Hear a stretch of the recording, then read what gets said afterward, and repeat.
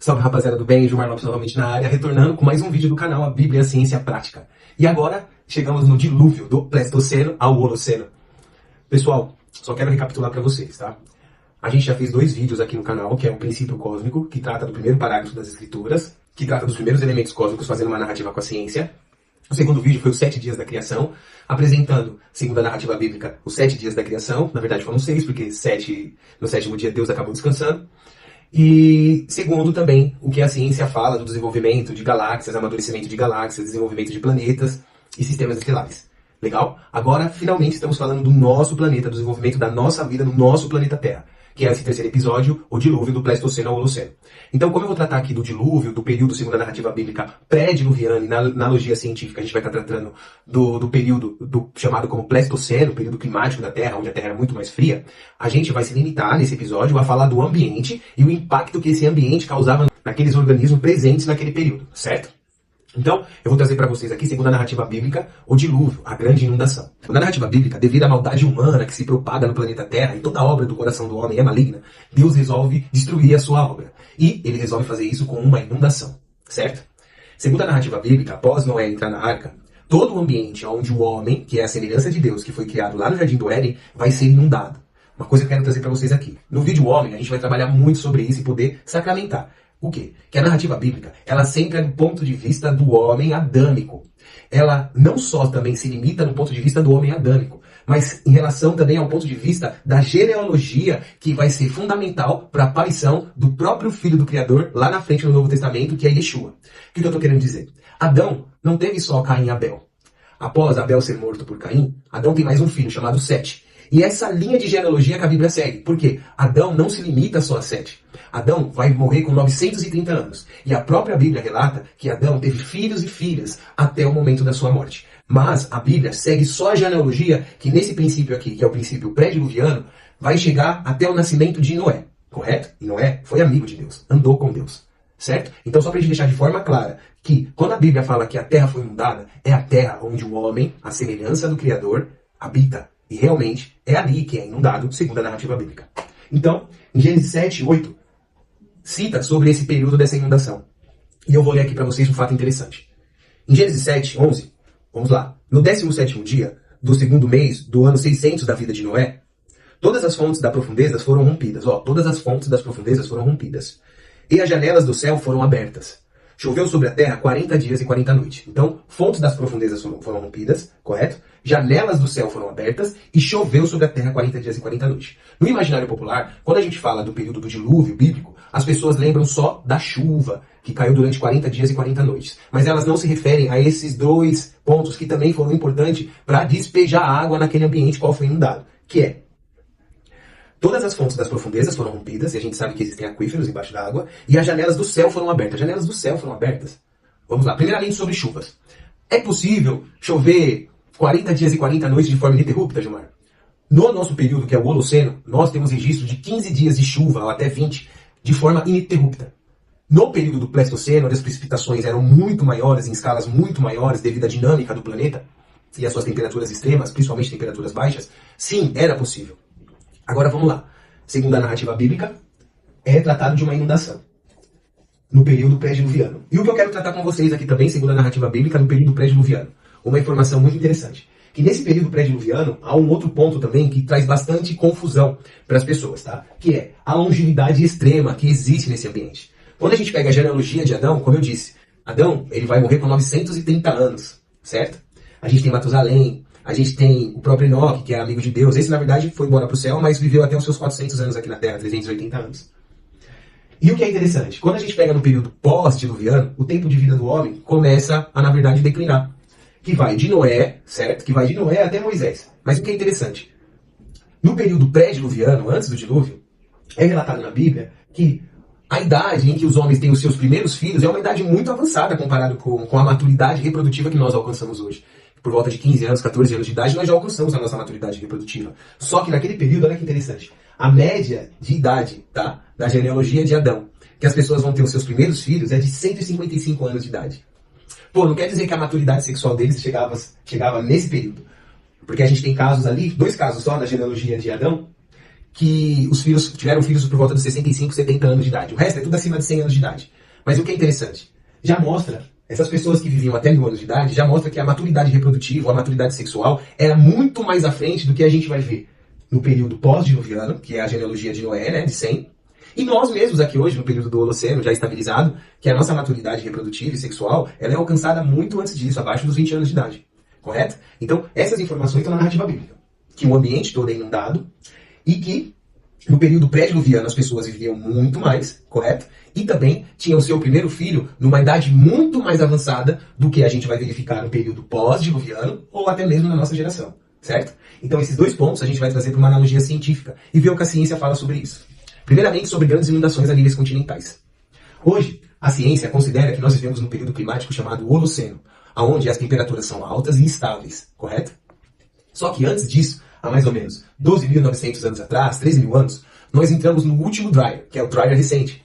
Dryas é um período onde há uma queda abrupta na temperatura do planeta. E esse período de planeta extremamente gelado, ele durou mais ou menos 1.200 anos.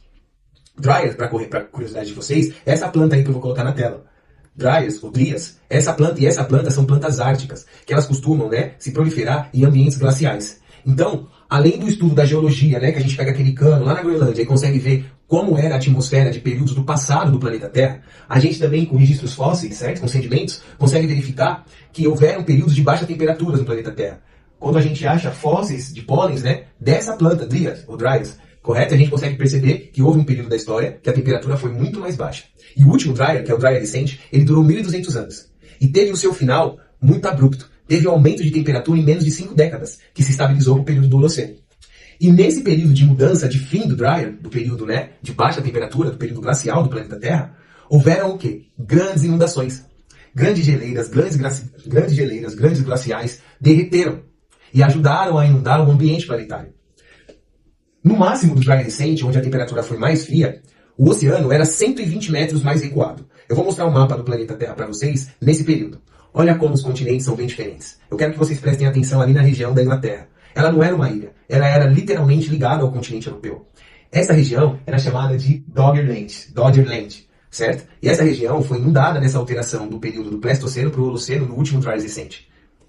Existia também uma região ali na Ásia, nesse mapa antigo do Pleistoceno, onde o mar era muito mais encoado, a região Sundaland, certo? Essa região era quase ligada à Austrália. Você poderia ir andando da região da Ásia, da região da Indonésia, você poderia ir andando para a Oceania.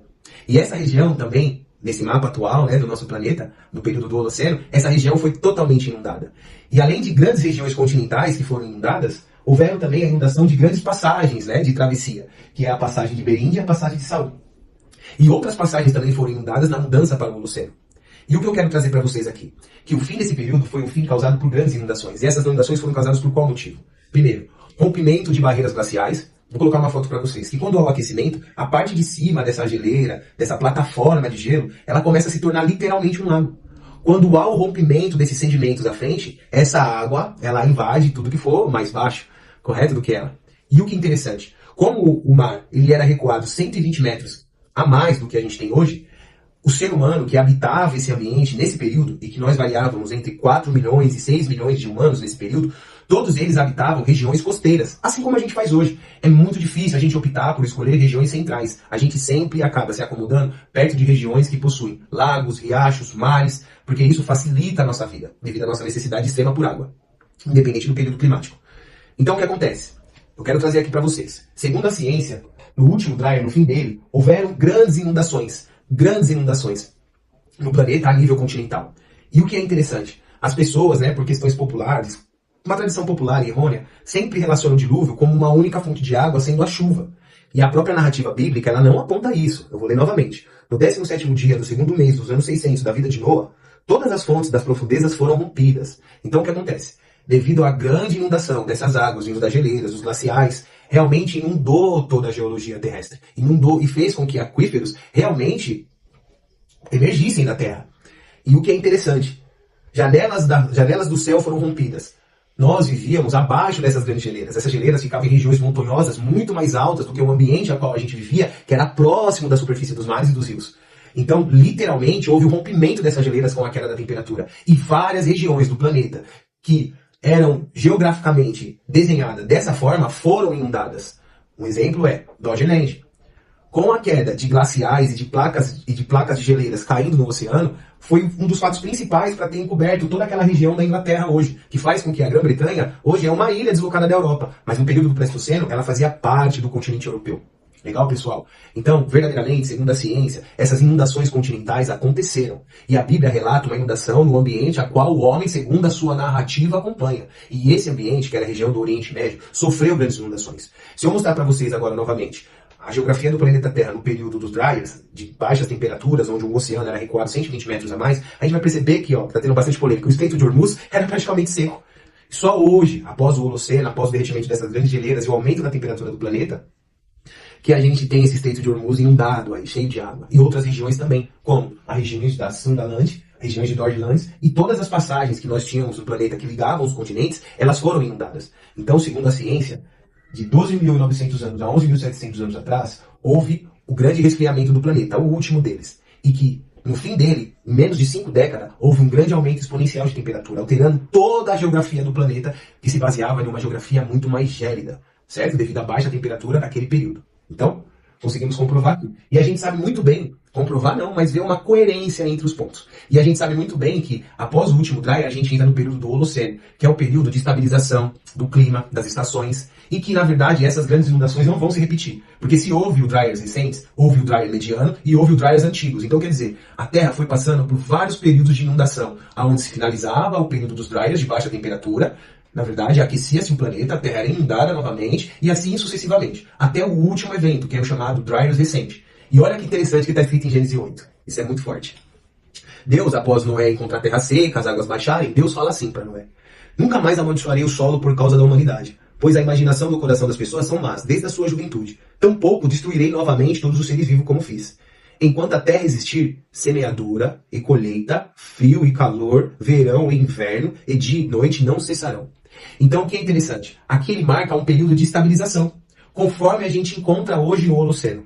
No Holoceno há uma estabilização da temperatura do planeta. E isso ajuda com que nós nos tornamos, deixamos de ser homens no período Mesolítico, devido esse clima maluco que existia no período do Pleistoceno, que a gente não conseguia se fixar. Como era mais frio, era muito mais intempério o ambiente. Então a gente vivia vagando pelo planeta, que trata do período Mesolítico. E no início do Holoceno vem a agricultura, vem literalmente o comportamento social moderno do homem. E a Bíblia relata exatamente isso aqui, que vai haver uma estabilização do ambiente, do clima, dali em diante. E o que é mais legal, que ele fala, vai ter o arco no céu para comprovar a minha aliança com vocês, que na verdade a terra não vai ser mais destruída por água. Porque o Holoceno, verdadeiramente, não permite que ocorra inundações em escalas continentais como ocorreu no passado, no período do Pleistoceno. Top, né, pessoal? Então, assim, existem muitos equívocos no popular das pessoas em relação às próprias escrituras, tá? E que, na verdade, essas grandes inundações, segundo a própria ciência, verdadeiramente ocorreram e mudaram toda a geografia do planeta. Legal? Então, a analogia estrutural sobre a inundação, passei aqui para vocês, eu vou seguir. Qual é o próximo ponto? O ponto é a longevidade extrema. Agora, esse tema vai ficar bem interessante, tá bom? Em relação à longevidade extrema, a humanidade, em 2016, tomou um impacto bem forte em relação a esse fato, se surpreendendo. A partir de 2016, a gente conseguiu constatar que existem animais, tá? Mamíferos e vertebrados, correto? Como a baleia da Groenlândia e o tubarão da Groenlândia, que vivem idades extremas comparados a animais da sua própria espécie. Por exemplo, a baleia da Groenlândia, ela alcança 200 anos de idade. 200 anos de idade. E o tubarão da Groenlândia alcança 400 anos de idade. E olha que interessante. Nós, quando interagíamos com esse tipo de animal, a gente não imaginava que ele já poderia ter 3 séculos de existência. E realmente tem. Porque a partir de 2016, a gente começou a usar a datação por radiocarbono no cristalino do olho desses animais. Por quê? O cristalino do olho desses animais, eles não se rejuvenescem. Igual as outras células, certo? Nossos telômeros, para manter a nossa estabilidade orgânica. Então, a gente consegue medir pela mudança da estrutura atômica desse cristalino, certo? O tempo de vida desses animais. E só em 2016, a gente percebeu que há animais hoje, no momento presente, no período do Holoceno, que têm idades avançadas dessa forma aqui, como o tubarão da Groenlândia alcançando 400 anos e a baleia da Groenlândia alcançando 200 anos. Isso é impactante demais. E o que é mais interessante também sobre isso, tá? Se por acaso nós encontrássemos fósseis desses animais bem preservados, tá? Bem preservados, e fôssemos investigar a sua característica, a sua dieta, o seu organismo em si, nós não conseguiríamos descobrir, com as ferramentas que nós temos até hoje, o tempo de vida desses animais. Então, tudo que a gente encontra, todo tipo de fóssil bem preservado, que a gente encontra no período do Pleistoceno, fósseis de 15, de 20 mil anos atrás, um exemplo, a megafauna, preguiças gigantes, correto? Mamutes. A gente não consegue determinar, de forma científica, empírica, o tempo de vida desse organismo. O tanto isso prova quanto foi difícil para a gente determinar o tempo de vida de organismos vivos, como o próprio tubarão da Groenlândia, como a própria baleia da Groenlândia. A gente só em 2016 conseguiu constatar que, de repente, eu acabei de jogar no meu barco um peixe ou um mamífero, no caso da baleia, que tem mais de um século de vida. E a média de tempo de vida das baleias e dos tubarões é entre 40 e 70 anos. Então isso é muito mais do que as outras espécies de tubarões ou de baleia conseguem viver, né? Então, vamos continuar. E o que é mais legal também, o que se descobriu sobre esses animais, tá? Esses animais de longevidade extrema, eles também têm o seu período de amadurecimento sexual ou amadurecimento reprodutivo bem lá à frente. Um exemplo é o tubarão da Groenlândia. O tubarão da Groenlândia, ele vai entrar em maturidade sexual aos 120 anos de idade até os seus 150 anos de idade em média. Então imagina, o tubarão já tem um século e ele ainda é jovem. Ele ainda é jovem. Por quê? Eu vou citar, devido às características do ambiente e do organismo do tubarão, correto? Mas eu já cito isso para vocês. Da mesma forma, a baleia da Groenlândia. Ela vai alcançar a sua maturidade sexual entre 20 e 25 anos de idade. Sendo que as outras baleias alcançam a sua maturidade sexual de 5 a 12 anos de idade. Então, o que acontece? O que a gente vem observando na ciência? Quanto mais longevo é a capacidade orgânica desse animal, desse ser vivo, a sua maturidade sexual e reprodutiva também ela se dá muito mais à frente do que animais não tão longevos da sua própria espécie. Vocês já estão ganhando já, né? Então, olha que interessante. E o que causa isso, tá, pessoal? E o que proporciona nesses animais aqui, que nós encontramos hoje, no período do Holoceno, tá bom? Essa longevidade extrema. Olha que legal. Ambiente mais frio. Todos eles vivem na Groenlândia. Mas olha que interessante. O ambiente mais frio sozinho não é determinante para que a longevidade seja mais extrema. Porque existem outros animais nesse ambiente, mas só eles alcançam essa longevidade extrema. Então, vem outros elementos, como metabolismo mais lento, reparação de DNA de uma forma mais eficaz, e um controle do ciclo celular, P53, são coisas que fazem evitar o câncer. Porque qual é a dificuldade? Quanto mais um organismo ele vive, mais aumenta as chances das suas células se transformarem em células cancerígenas. E esses animais de longevidade extrema conseguem manter o seu decaimento celular de uma forma muito mais eficiente do que animais que têm uma longevidade, vamos dizer assim, normal frente a eles. Então, há toda uma alteração do organismo deles. E olha o que é interessante, tá? Trazendo o viés humano, era no viés científico. Depois eu volto para as escrituras, tá, pessoal? O que é interessante é que em humanos centenários, certo? A proteína, o gene, né? FOXO3 é mais ativo. Ele tem uma eficiência melhor no controle inflamatório e no controle da manutenção celular. E é isso também que ocorre nesses animais. E faz com que eles, na verdade, amadureçam mais tardiamente. O fato de você ter uma longevidade extrema também faz com que você amadureça de uma forma mais vagarosa. Agora eu retorno para as escrituras segundo a narrativa bíblica. Olha que interessante, pessoal. Segundo a narrativa bíblica, os seres humanos no período pré-diluviano, que é o Pleistoceno, devido às características que se alinham. Então a gente pode deduzir que ali é o período do Pleistoceno. O organismo humano tinha uma idade, uma longevidade muito mais extrema. Mas olha que interessante. Se o organismo ele possui uma longevidade extrema, ele tem um metabolismo mais lento, ele tem uma eficiência melhor em relação ao seu decaimento celular, em relação ao seu DNA. E isso também faz com que ele amadureça de uma forma mais tardia também. Isso acompanha esse ponto. Então olha que interessante. Pensa, a Bíblia, a Torá, foi escrita por Noé. E isso remonta a coisa de 5.600 anos atrás. Mas, se a gente não quiser ir tão longe assim, a Bíblia, de forma clara, ela tem 2.000 anos. Isso ninguém pode duvidar. Até a pessoa mais ateia que exista. Ela tem 2.000 anos. Por volta de 90 a.C., a Bíblia ela foi estruturada nesse formato aqui. Por volta de 90 após Cristo, tá, pessoal? Então, o que acontece? Só hoje, a gente tem uma noção clara que longevidade extrema faz com que a maturidade sexual e reprodutiva também ela fique muito mais à frente, certo? Na passagem de vida daquele organismo. E a Bíblia narra de forma correta que a maturidade desses seres humanos, certo? Que habitam o período do Pleistoceno, que é pré-diluviano, seja muito mais à frente do que nós temos hoje no período do Holoceno. Tanto que a média de idade dos primeiros filhos que nascem no período do Pleistoceno, ou segundo a Bíblia, período pré-diluviano, é de 155 anos. Entenda, nós nem vivemos toda essa idade. E no período que a Bíblia foi escrita, tanto no período de Moisés, quanto no período após Cristo, 90 anos após Cristo, nós já vivíamos 120 anos, nós já com 15 anos poderíamos ter filho. Para uma pessoa catar e escrever com essa assertividade em relação à longevidade extrema, faz com que também o seu organismo se desenvolva de uma forma mais lenta e a sua maturidade sexual venha muito mais à frente, isso é impactante demais. Não dá mais para desconsiderar que esse livro verdadeiramente narra a presença do homem e a semelhança do Criador nesse ambiente terrestre. E o que faz o homem viver mais tempo diferente do período que é hoje? Vamos lá. Ambiente mais frio, menor taxa metabólica, menos danos acumulados no DNA e nas células. O que eu quero dizer com isso? É que o ambiente também regula o metabolismo. O ambiente, segundo a ciência, regula o metabolismo. A dieta daquele período era outra. Não existia as florestas, eram grandes animais. A nossa base da dieta era estritamente gordura. Então faz com que o nosso organismo tenha que ter uma outra eficiência, uma outra dinâmica de funcionamento para melhor se adequar àquele clima. E isso ocorre com o nosso organismo. E olha que legal. Quando Deus fala que o espírito do homem é mortal e não viverá mais que 120 anos, chove no planeta. Após essa última precipitação de água de diversas fontes, glaciais, tsunamis, chuvas torrenciais, houve a mudança do clima planetário. Nós chegamos no ambiente do Holoceno. E o nosso organismo vai responder, isso é ciência, de uma forma diferente para esse ambiente. Por quê? Muda-se os animais presentes, porque a gente sabe que no final do Dryas recente, para a entrada do Holoceno, toda a megafauna é extinta. A gente sabe que a nossa dieta se altera para a agricultura. A gente sabe que aparecem as florestas. Então há uma alteração do nosso organismo respondendo a esse ambiente externo. E isso é um fato real. E essas informações colocadas aqui na Bíblia, trazendo o período pré-diluviano, e hoje se alinhando de forma elegante àquilo que a gente vem observando, segundo a ciência, do passado recente do planeta Terra, que Pleistoceno é passado recente, que a gente vem observando do passado recente do planeta Terra e do momento atual, e as descobertas que a gente vem fazendo na biologia de longevidade extrema, não dá para achar que isso foi escrito por mero devaneio. São muitos pontos se alinhando em relação a algo que só agora a gente vem comprovando e ficando, na verdade, estupefato com esses fatos. De que um tubarão demora 120 anos para fazer um filhinho.